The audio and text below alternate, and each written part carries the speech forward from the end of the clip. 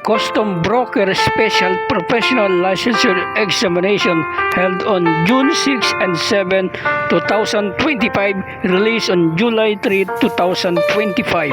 Remarks: no one pass. Walang pumasa sa board exam. Ang hirap na ba ang board exam ngayon? Manila, Philippines, July 3, 2025.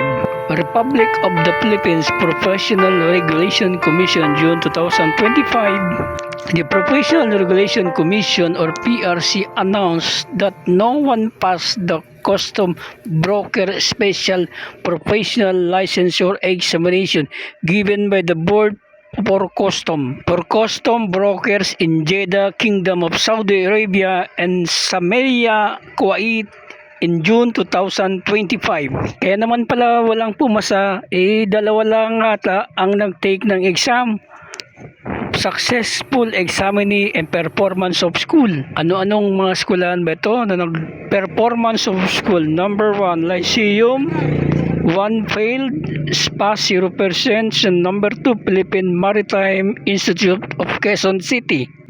First time, wala. Repeaters 1 pero failed. So dalawa lang pala ang nag-take ng board exam. Pwede pala kahit dalawa lang mag-take ng board exam, tuloy pa rin ang examination.